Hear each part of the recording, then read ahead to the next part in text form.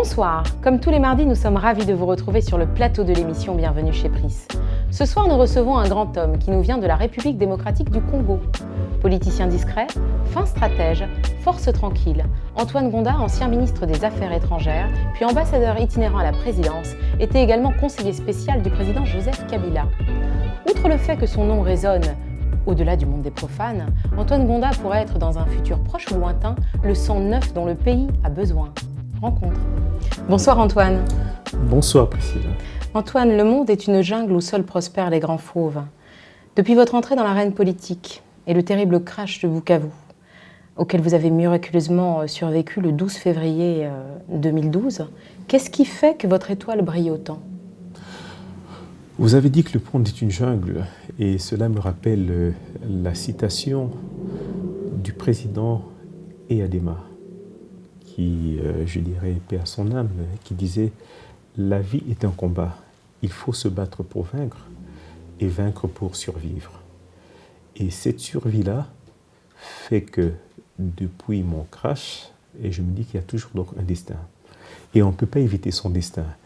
Et là, ça me rappelle aussi, je passe alors donc à une deuxième citation, un deuxième adage qui rappelle l'histoire de Madame de Médicis, qui aimait consulter donc les devins par rapport à sa vie. À chaque fois qu'elle posait un acte, elle aimait toujours donc consulter les devins, Nostradamus et autres.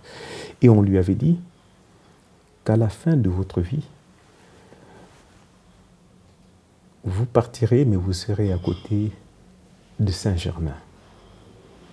Et elle, qui ne voulait pas, comme tout être humain, donc qui ne voulait pas mourir tôt, disait, mais tiens, elle allait éviter tout ce qui était en rapport avec Saint-Germain. Donc, elle n'est jamais allée à Saint-Germain-des-Prés, Saint-Germain-l'Auxerrois, à telle enseigne que le palais des Tuileries, qu'on faisait la construction, elle voulait même arrêter cela. Et là, finalement, elle a fait à distance, mais tout ce qui était Saint-Germain, donc elle évitait. Un beau jour, elle tombe malade, et là, finalement, on se dit, mais tiens, mais la reine telle qu'elle elle est dans un état piteux. Il faut qu'on fasse appel à un prêtre. On fait appel à un prêtre qui, chaque soir, donc, lui faisait des prédications, mais elle était tellement séduite par cette voix douce et alitée et couchée. Et puis, à un moment, elle se tourne et dit, au fait, comment vous appelez-vous ? Et le prêtre qui lui dit, mais Madame la reine, mon prénom c'est Julien de Saint-Germain. Ah. Choquée et horrifiée par cela, elle a attrapé une crise cardiaque et elle est décédée. C'est pour dire que son destin, on n'échappe pas donc à son destin. Alors, vous allez dire, mais là, la personne est décédée, mais c'est pour dire que si une étoile doit pouvoir briller, quand ce n'est pas le moment, à ce moment-là, donc vous continuez. Ça veut dire que le bon Dieu a prévu quelque chose pour vous autres. Donc je comprends que vous êtes croyant. Oui, il faut pouvoir croire en quelque chose, il faut pouvoir croire en son destin. Sinon, ce n'est pas possible de pouvoir donc avancer. Mais ça a été un événement tout de même traumatisant. C'est un événement traumatisant, effectivement, parce que j'ai perdu des êtres chers et, comme on dit, c'est comme vous êtes dans une maison et puis du jour au lendemain, quand vous avez un accident, il y a une coupure d'électricité, il y a tout change. Comment l'avez-vous surmonté ?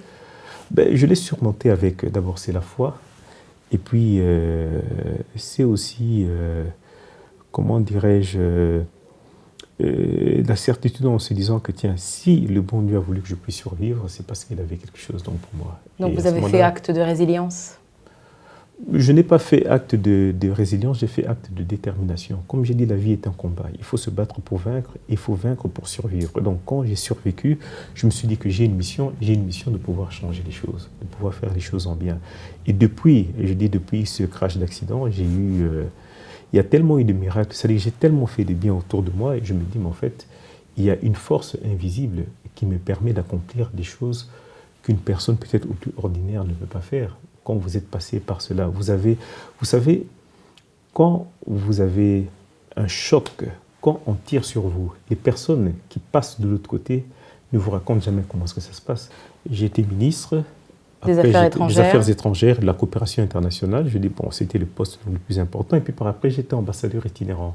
À la présidence. À la présidence, donc ambassadeur itinérant en charge des États-Unis, de la Belgique, de la France, de l'Afrique du Sud. Il ne faut pas oublier qu'au moment où j'ai été ministre et même ambassadeur itinérant, c'était à une période où il y avait un président plus 4 vice-présidents. Donc il fallait pouvoir gérer donc, tout cela. Alors après cela, je suis passé à la députation donc, dans ma circonscription. Comme par hasard, dans une circonscription qu'on appelle donc de Madimba, c'est là où je dirais que nous avons eu l'indépendance donc, de notre pays. L'hymne national du pays que nous avons, donc, que ce soit le debout congolais ou la zaïroise, ça a été composé par un prêtre qui était originaire de ma circonscription. Oui. Et puis après, il y a eu donc ça, c'est l'hymne national. L'indépendance aussi, c'est venu. Les pionniers au fait de l'indépendance qui ont donné le pouvoir au premier président Kasavubu, ça venait aussi de ma circonscription. Ça veut dire que quand je me suis mis dans la politique, mais je me suis rendu compte que la misère a fait que la population avait perdu ces réalités-là.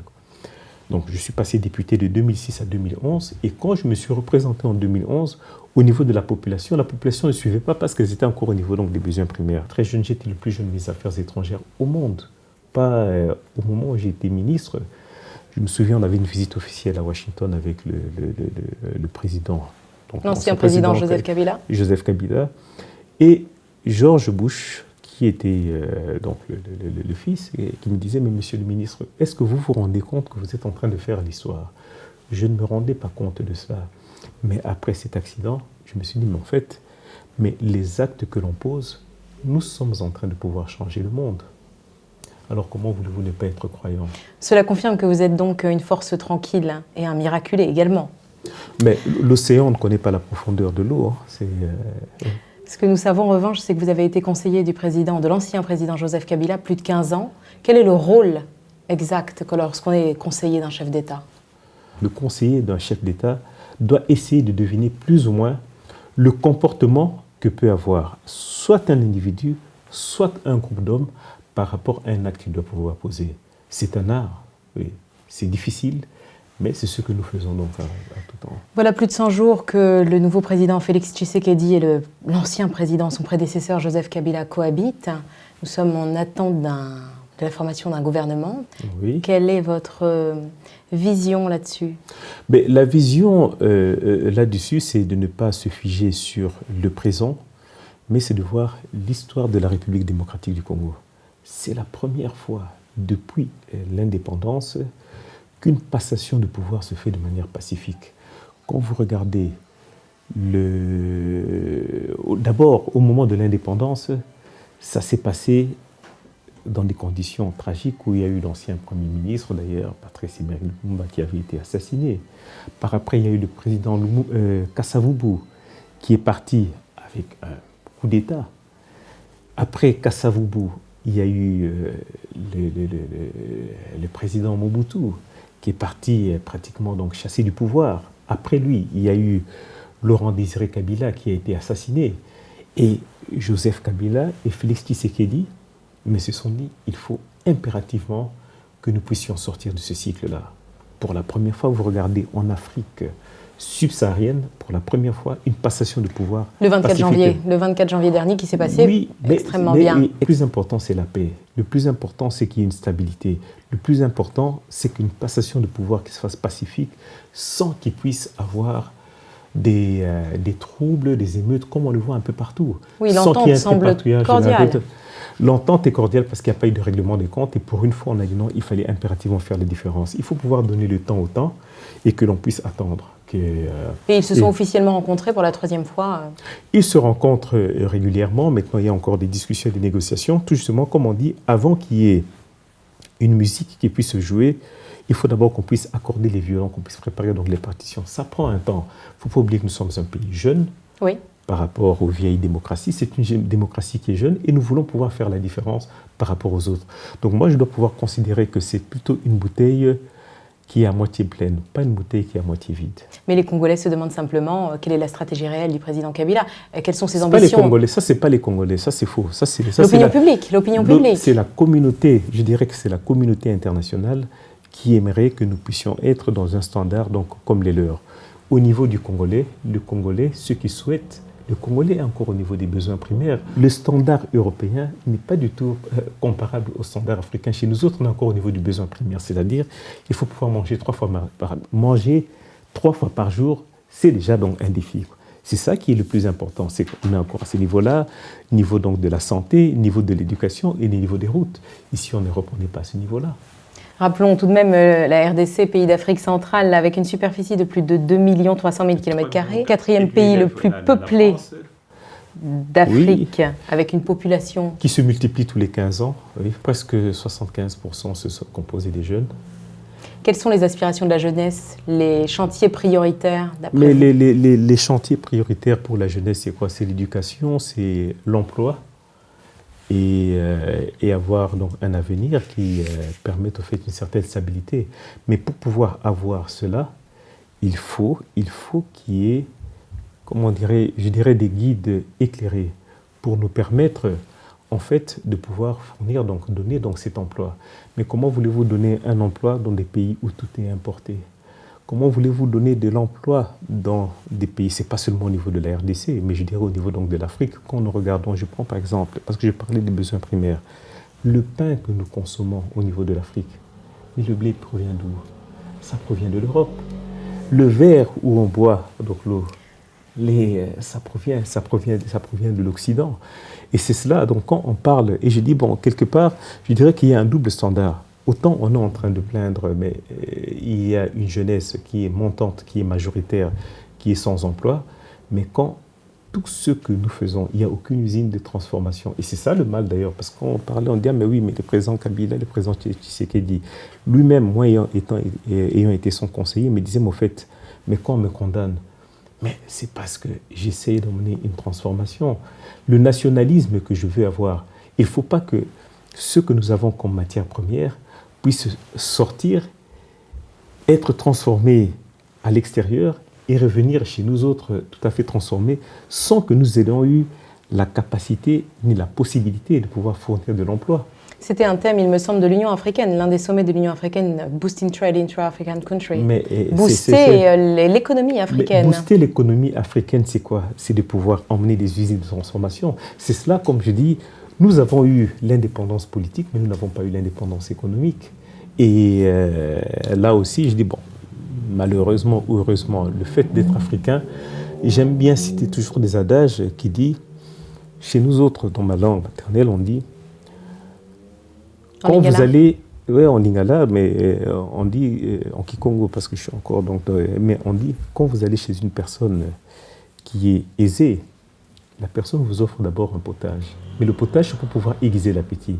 Si vous vous contentez de commencer à prendre ce potage pour pouvoir assouvir votre faim, au moment où on vous emmène le repas, mais vous n'avez plus de place pour pouvoir consommer. Donc le passé conditionne le présent et l'avenir.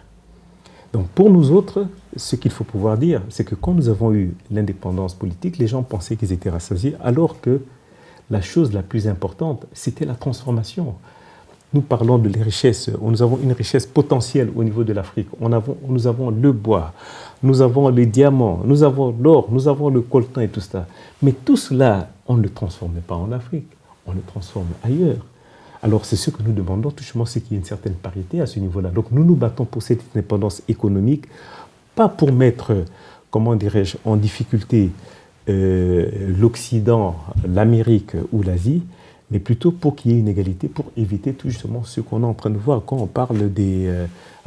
je vois ces Africains qui sont en train d'émigrer vers l'Europe et tout ça. Mais ce n'est pas ce qu'ils cherchent, cet emploi. Alors le problème, nous le résolvons comment? C'est à la source, ce n'est pas la cause, mais c'est plutôt les conséquences. Donc il faut pouvoir... La politique n'est pas une finalité en soi, ni un objectif, mais la politique, c'est un outil pour pouvoir atteindre un objectif de développement. C'est ainsi que je me suis tourné vers le tourisme. Tout à fait, avec Mbuela Lodge. Avec Mbuela Lodge, oui, Mbuela Lodge, qui signifie au fait la ristourne. Oui.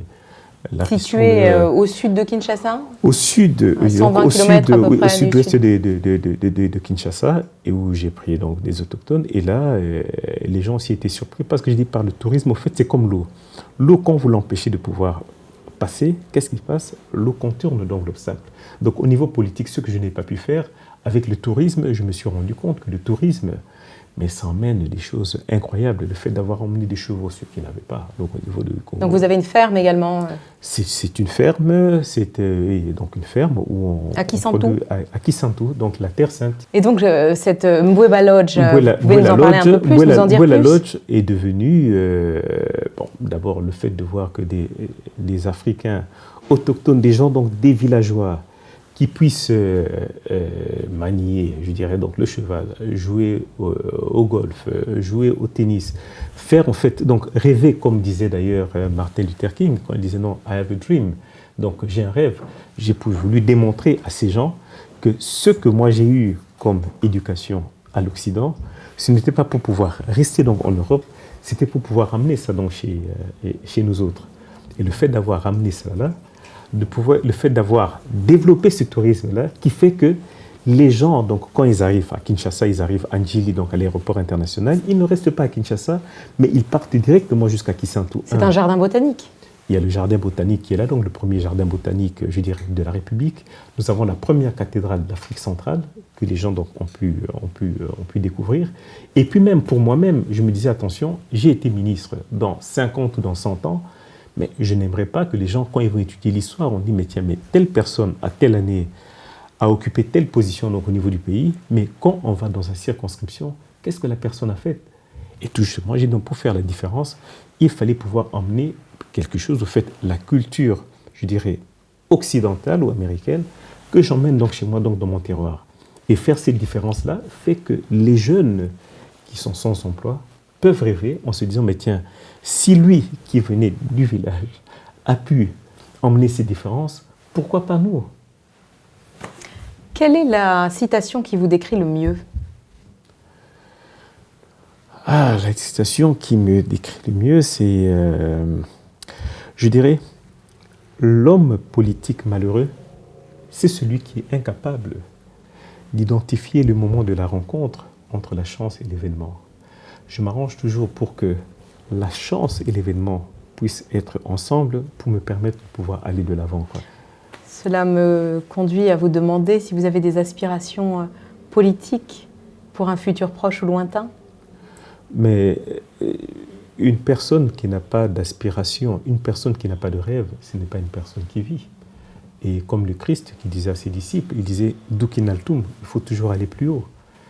Mais il faut pouvoir suivre son destin. Donc le destin, ce n'est pas moi qui décide du destin comme je l'ai dit au départ, mais il faut pouvoir aider pour pouvoir concourir à ce que le destin prépare pour vous. Le bon Dieu, de toute façon, donc, vous parle, la nature vous parle, parce qu'on a parlé d'une jungle, et il faut pouvoir suivre la nature. Où seuls prospèrent les grands fauves. Mais je me considère comme un fauve, je me considère comme un félin qui, sur un arbre, observe et essaie de voir sa proie. Et au moment où je sens que ma proie, je suis prêt à pouvoir le prendre, à ce moment-là, comme un léopard, je descends pour pouvoir attraper ma proie et pouvoir donc rentrer. Donc il faut être calculateur politique, il faut être calculateur, il faut savoir prévoir le destin.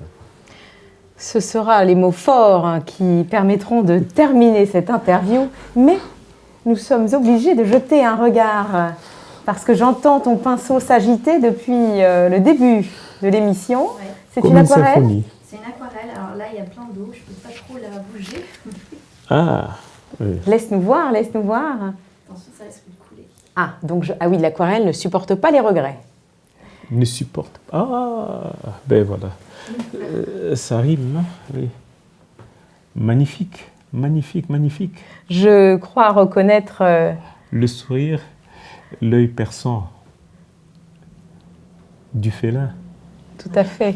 En même temps, la douceur, je trouve que c'est une technique qui vous va bien, l'aquarelle.